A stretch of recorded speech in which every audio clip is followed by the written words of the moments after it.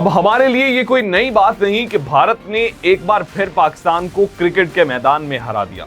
Asia cup का दूसरा match Bharat के साथ दूसरी बार भी पाकिस्तान का शिकस्त ही मुकद्दर बनी। इस मैच में कौन इस शिकस्त की वजह बना, पाकिस्तान ने कहां गलतियां की और कहां ये मैच पाकिस्तान के हाथ से निकल गया, तफसील के साथ बात करते हैं इस वीडियो में।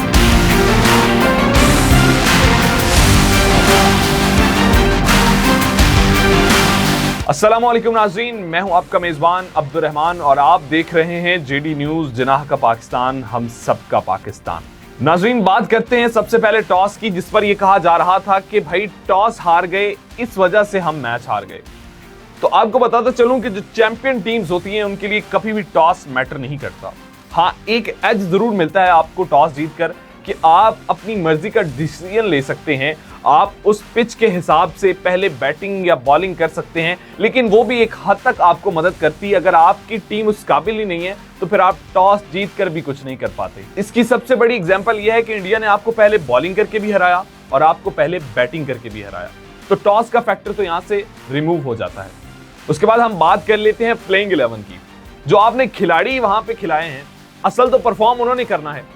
आप एक प्रॉपर बैट्समैन को बिठा के, हसन नवाज को रेस्ट करवा के, आप एक ऐसे खिलाड़ी को लेकर आ रहे हैं, हुसैन तलत को, जिसकी बैटिंग पर भी आपको डाउट है, जिसकी आपको बॉलिंग पर भी डाउट है, लेकिन फिर भी आप उसको खिला रहे हैं क्योंकि आप डरे हुए हैं।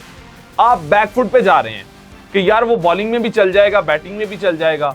आप रिस्क नहीं ले रहे क्योंकि हसन नवाज एक ऐसा खिलाड़ी है जो अगर खड़ा हो जाए तो वो मैच का पांसा पलट सकता था, लेकिन अनफॉर्चुनेटली हम तो बैकफुट पे जाके खेलते हैं।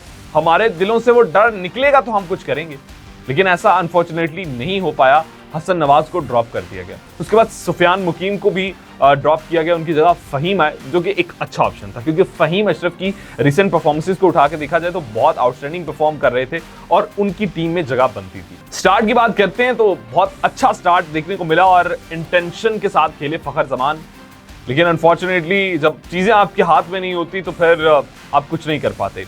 फखर जमान बहुत अच्छे टच में थे, 3 चौके उन्होंने लगाए, लेकिन उनका जो कैच था वो एक मुतनाज़े कैच बन गया। अब सोशल मीडिया पर एक जंग छिड़ गई कि भाई फखर जमान को गलत आउट किया गया। और आपको बताता चलूं, ये वही अंपायर हैं जिनको बॉल लगी थी, पाकिस्तानी खिलाड़ी की, पाकिस्तानी फील्डर की थ्रो से उनको बॉल लगी थी। ये वही अंपायर थे जिन्होंने फखर जमान को उस रात आउट दिया है। अब अंपायरिंग पर भी एक सवाल उठाया जा रहा है। ये एक पुअर कॉल थी उनकी जानिब से और फखर जमान अनफॉर्चुनेटली को बड़ी इनिंग नहीं खेल पाए, जस्ट एक पुअर कॉल की वजह से।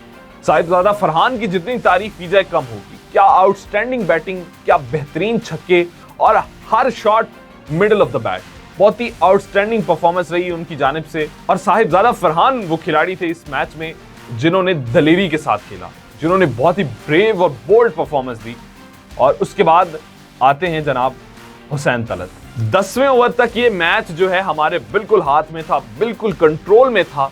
और 10वें ओवर के बाद से जो मैच हमने इंडिया के सामने प्लेट में रख के दिया, उन्होंने कहा कि आइए कमबैक कीजिए, हम इतना अच्छा नहीं खेल सकते, हम डिजर्व ही नहीं करते। आप 10.3 गेंदों पे 93 रन हैं आपके, और उसके बाद आपके हुसैन तलत आते हैं। अब जहां पे आपको इतना अच्छा स्टार्ट मिल गया, आपके पास हारिस मौजूद है, आपके पास शाहीन की बड़ी अच्छी हिट्स लग रही थी, उनका नहीं बनता था टॉप ऑर्डर में आना, लेकिन हाँ एक अच्छा ऑप्शन था हारिस, लेकिन उनको निगलेक्ट किया गया। आप हुसैन तलत को लाते हैं और बस वहीं से मैच जो है वो हमारे हाथ से निकल गया। अब बात करते हैं उसके बाद जनाब कप्तानी सलमान अली आगा, कैसी कप्तानी देखने को मिली है। साहिबजादा फरहान और फखर जमान के इस बहुत ही खूबसूरत स्टार्ट के बाद आप हुसैन तलत को भेजते हैं। जब हुसैन तलत गेंदे बीट करके चले जाते हैं, फिर आप नवाज को भेजते हैं, आप खुद आ जाते हैं और जो हमने स्कोर बनाया था उसको आप नीचे ले आते हैं। वो तो भला हो फहीम अशरफ का, जिन्होंने 8 गेंदे खेलकर 20 रन बना दिए और एक अच्छा टोटल, एक फाइटिंग टोटल खड़ा कर दिया। 171 रन कर दिए उन्होंने बोर्ड पर। उसके बाद जनाब बात कर लेते हैं बॉलिंग की, और बॉलिंग में हमने देखा कि पाकिस्तान वाज़ेह तौर पर डबल माइंडेड था। आप एक ऐसे बॉलर को 3 ओवर करवा रहे हैं पहले 9 ओवर्स में से, जो कि बॉलर है ही नहीं। हाँ, साइम अयूब ने बॉलिंग बहुत अच्छी की है, no doubt, he is doing fantastic job in last matches, but he is not a proper allrounder yet. Saim Ayub कोई लेजेंडरी स्पिनर है, साइम अयूब की कोई 600-700 विकेटें हैं जो आप उसे कह रहे हैं कि जनाब आप आइए, आप पहले 3 ओवर कीजिए। इस बड़े मैच में हम ये बात नहीं कर रहे कि हमारे प्लेयर्स में काबिलियत नहीं है, काबिलियत है, लेकिन एक बात जेहन से निकालना होगी कि भाई हम इंडिया से नहीं जीत सकते। ये बात जब तक आप जेहन से नहीं निकालेंगे आप कभी भी नहीं जीत सकते। पाकिस्तान को मेंटली स्ट्रांग होना होगा, पाकिस्तान को मेंटली ब्रेव होना होगा, बोल्ड क्रिकेट खेलनी होगी, लेकिन अनफॉर्चुनेटली ऐसा नहीं हो पा रहा। एक चीज जो उस मैच में हारिस रऊफ की जानिब से देखने को मिली वो ये थी कि वो ट्रिगर भी कर रहे थे बैट्समैन को साथ साथ, कि वो किसी तरह आकर कोई गलत शॉट खेले और उसकी विकेट हासिल करे, और उन्होंने विकेट हासिल की भी। कप्तान सूर्य कुमार यादव को उन्होंने आउट किया, और उसके बाद जिस तरह से पहली विकेट जो है वो फहीम अशरफ ने ली, उसके बाद हारिस रऊफ ने उनका साथ दिया, उन्होंने सूर्या को बगैर कोई रन बनाए, बगैर खाता खोले उन्होंने वापस भेजा। तो ये बहुत अच्छा कमबैक जरूर था, लेकिन अब पछताए क्या हो, जब चिड़ियां चुग गई खेत, तब बात जो थी वो आपके हाथ से निकल चुकी थी। तब वहां पर पाकिस्तान ने कोशिश जरूर की, लेकिन इन दी एंड भारत ने इस मैच को अपने नाम कर लिया। आप क्या समझते हैं कि इस मैच में हार की वजह कौन बना, कहां से मैच निकला? मेरे नजदीक तो यहां पर जब हुसैन तलत आते हैं तभी आप मैच हार जाते हैं, क्योंकि हुसैन तलत उस बैटिंग ऑर्डर पे सूट नहीं करते। हुसैन तलत उस सिचुएशन में आकर नहीं खेल सकते।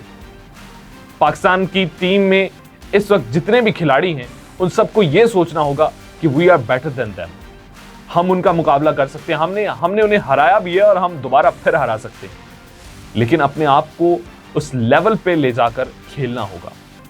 काबिल जरूर हैं जिस मेंटली थोड़ा सा पीछे बैकफुट पे जाके खेल रहे हैं, रिस्क नहीं लेते। रिस्क लेना होगा, आगे बढ़कर खेलना होगा, फिर ही हम भारत को क्रिकेट के मैदानों में भी दबोच सकते हैं, जिस तरह हमने बाकी मैदानों में भारत को शिकस्त से 2-4 किया है। आप इस बारे में अपनी राय कमेंट सेक्शन में जरूर दीजिएगा। अपना बहुत सा ख्याल रखिए। अपने मेजबान अब्दुल रहमान को दीजिए इजाजत। अल्लाह हाफिज।